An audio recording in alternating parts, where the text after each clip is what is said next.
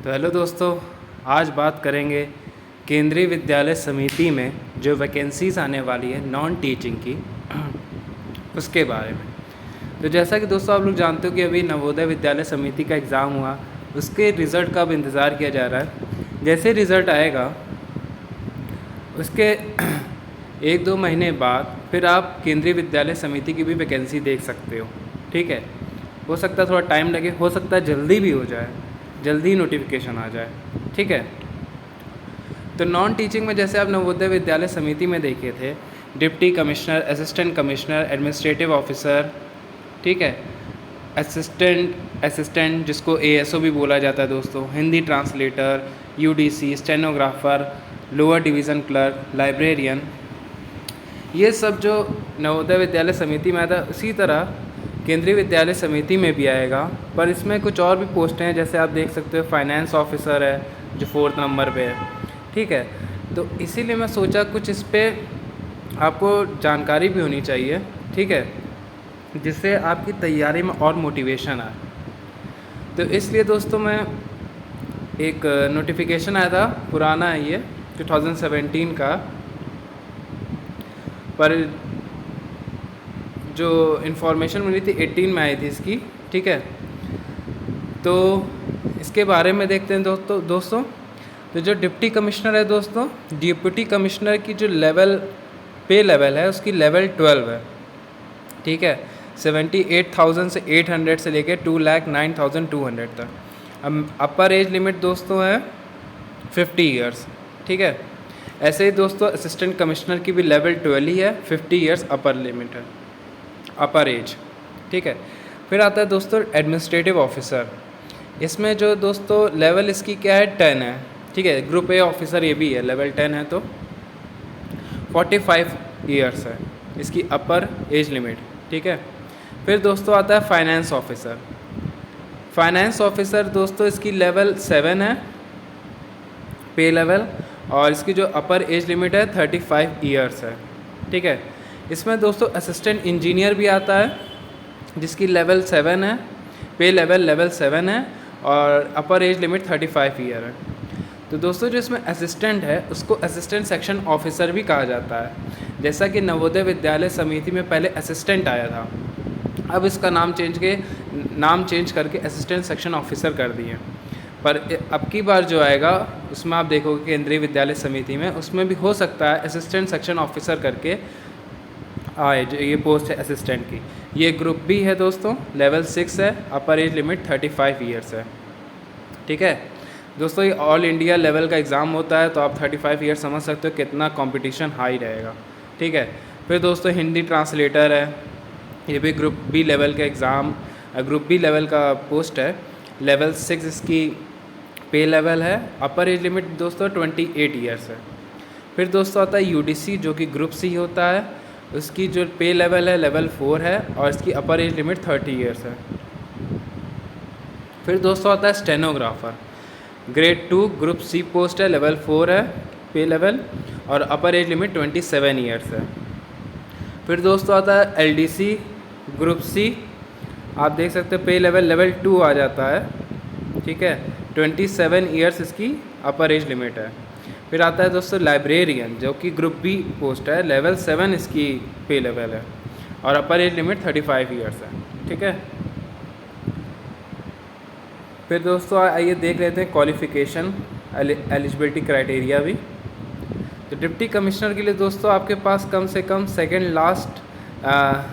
Class master degree होनी चाहिए, BEd या इक्विवेलेंट डिग्री होनी चाहिए, 5 year regular service as assistant commissioner, और 8 years experience as assistant commissioner and principal together with minimum 1 years experience as assistant commissioner, both principal as well as assistant commissioner in the same band of rupees. इसमें दोस्तों आपके experience मांगा है। ठीक है, 50 years of as है, मतलब कि एक्सपीरियंस वालों के लिए होगा।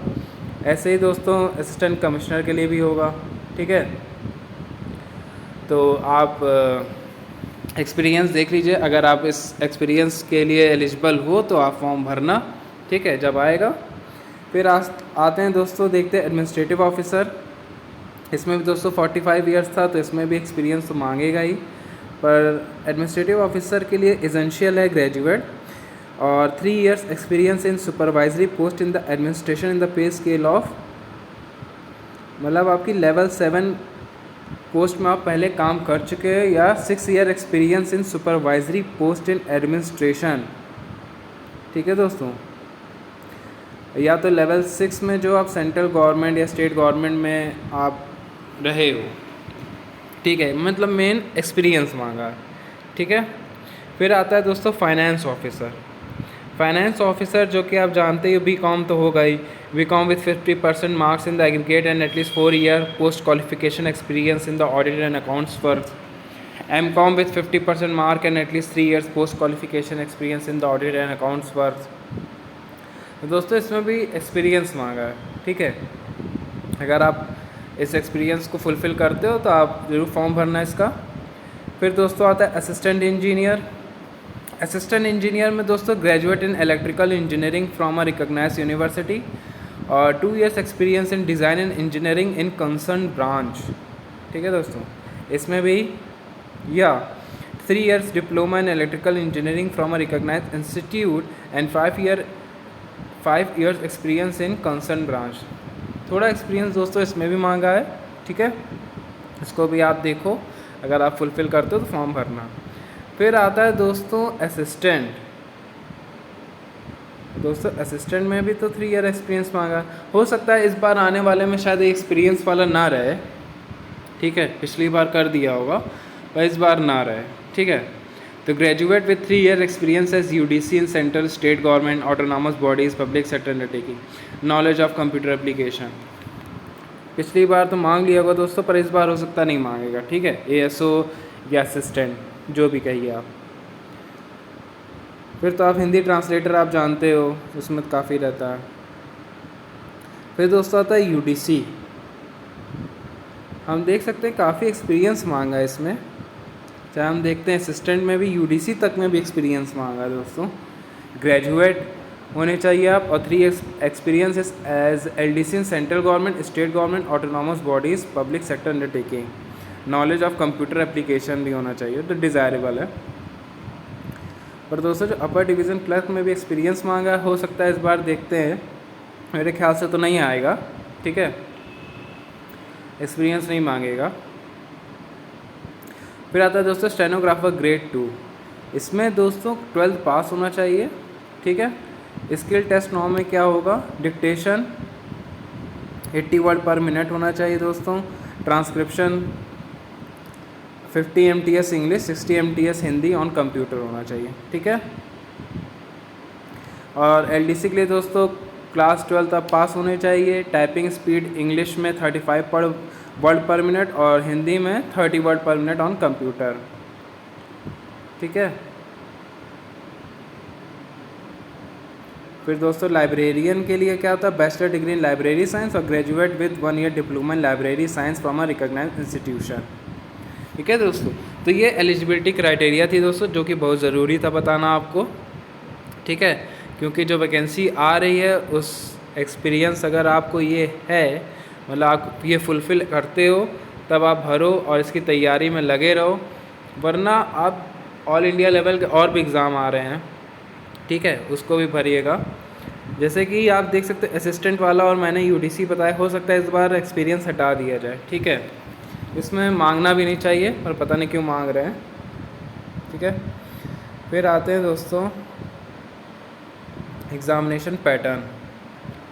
तो दोस्तों जो डिप्टी कमिश्नर और असिस्टेंट इंजीनियर, असिस्टेंट कमिश्नर का आप देख सकते हो पैटर्न कैसा रहेगा। ठीक है, सिलेबस क्या है, टेस्ट ड्यूरेशन दोस्तों 3 आवर्स का होगा, टोटल क्वेश्चंस 180 रहेंगे और टोटल मार्क्स रहेगा 180, मतलब पर क्वेश्चन 1 मार्क्स। तो इसमें असिस्टेंट कमिश्नर में क्या रहेगा, रीजनिंग एबिलिटी दोस्तों रहेगी 40 questions 1 marks each, general English 1 marks पर क्वेश्चन 30 क्वेश्चंस रहेंगे, जनरल नॉलेज 40 क्वेश्चन 1 मार्क्स पर क्वेश्चन। फिर constitutional context, social context of educational policy, thematic focus on educational policy, social and educational reform, system in structures. फिर दोस्तों management aptitude. तो दोस्तों ये syllabus इसका आप चाहे स्क्रीनशॉट ले लीजिएगा, आप इसको देखिएगा, ठीक है, क्योंकि ये एक्सपीरियंस वालों के लिए भी है, तो इतना तो मैटर करेगा ही पढ़ने के लिए, ठीक है। फिर आते हैं दोस्तों एडमिनिस्ट्रेटिव ऑफिसर, ठीक है। एडमिनिस्ट्रेटिव ऑफिसर के लिए टाइम ड्यूरेशन रहेगा 3 आवर्स का रहेगा, टोटल क्वेश्चन 200 रहेंगे और 200 मार्क्स का भी रहेगा, ठीक है। सेक्शन किसे किसे क्वेश्चन पूछे जाएंगे, पहले जनरल नॉलेज आएगा जिससे 25 क्वेश्चंस पूछे जाएंगे, फिर रीजनिंग एबिलिटी रहेगी दोस्तों जो 25 क्वेश्चंस रहेंगे 25 ही मार्क्स के, फिर इंग्लिश एंड हिंदी नॉलेज रहेगा जो कि 50 क्वेश्चंस रहेंगे, फिर क्वांटिटेटिव एप्टीट्यूड रहेगा जिसमें 50 क्वेश्चंस रहेंगे, और ऑफिस एंड फाइनेंशियल प्रोसीजर रहेंगे दोस्तों जो कि 50 क्वेश्चन मार्क्स के रहेंगे, ठीक है। टोटल 200 मार्क्स के 200 क्वेश्चंस रहेंगे और जिसके लिए 3 आवर्स मिलेगा, ठीक है। इसमें आप स्क्रीनशॉट ले लीजिएगा। इसमें दोस्तों इंटरव्यू भी रहेगा एडमिनिस्ट्रेटिव ऑफिसर के लिए, जैसा कि आप देख सकते हो नीचे लिखा है weightage of written online computer based test and interview. जो दोस्तों वेटेज रहेगा रिटन का 85% रहेगा, इंटरव्यू का 15% रहेगा, ठीक है। तो दोस्तों फाइनेंस ऑफिसर, इसका भी आप स्क्रीनशॉट ले लीजिएगा, ठीक है। काफ़ी लंबे उसके ये हैं सिलेबस। फिर मैं आता हूँ मेन असिस्टेंट पे दोस्तों, जिसके लिए काफ़ी लोग एलिजिबल रहेंगे, काफ़ी स्टूडेंट्स एलिजिबल रहते हैं। तो दोस्तों जो स्कीम और सिलेबस रहता है इसका टेस्ट ड्यूरेशन रहता है 3 आवर्स का, ठीक है। टोटल क्वेश्चंस रहेंगे 160 और टोटल मार्क्स रहेंगे 160, ठीक है। पार्ट 1 रहेगा दोस्तों जनरल इंग्लिश, जिसमें कि 10 क्वेश्चंस रहेंगे 10 मार्क्स के।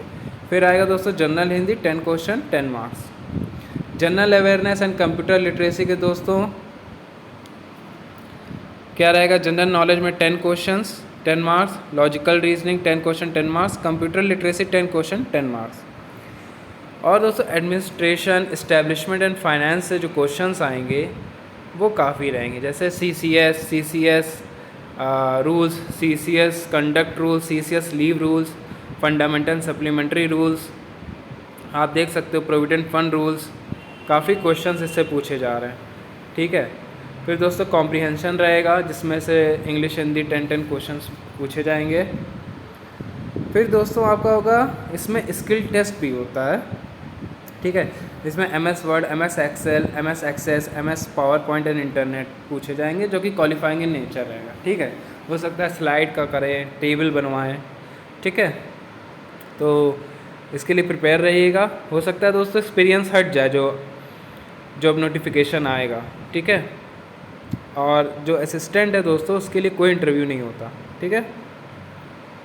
हिंदी ट्रांसलेटर का दोस्तों आप स्क्रीनशॉट ले लीजिएगा। फिर आता है दोस्तों UDC। तो UDC का ही दोस्तों सेम क्वेश्चन है, पर जो लेवल रहेगा लेवल असिस्टेंट से थोड़ा कम रहेगा, ठीक है। पैटर्न सेम है जैसा कि आप देख सकते हो, सब चीज़ सेम है, ठीक है।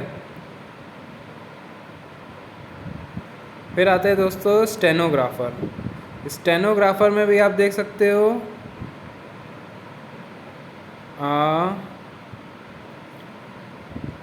इसमें क्वांटिटेटिव एप्टीट्यूड रहेगा 15 क्वेश्चन के, ठीक है। फिर आपका जो स्किल टेस्ट होगा सब चीज़ सेम रहेगा, जैसे असिस्टेंट का है और UDC का है, सब चीज़ दोस्तों सेम है, पर इसमें थोड़ा सा अलग आ जाता है स्किल टेस्ट, जिसके लिए स्टेनोग्राफर माहिर होते हैं, जैसे shorthand test, typing test, computer proficiency test, ठीक है। क्वालिफाइंग इन नेचर रहता है दोस्तों, ठीक है। और आप देख सकते हो candidate are required to qualify shorthand and typing test and secure minimum 40% marks in computer proficiency test, ठीक है।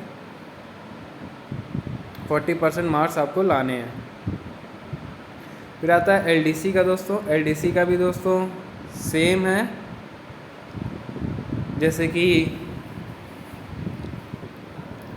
स्टेनो का था, पर इसमें थोड़ा सा जो स्टेनो में शॉर्ट हैंड है, बस इसमें शॉर्ट हैंड नहीं है, बाकी सब सेम है, ठीक है।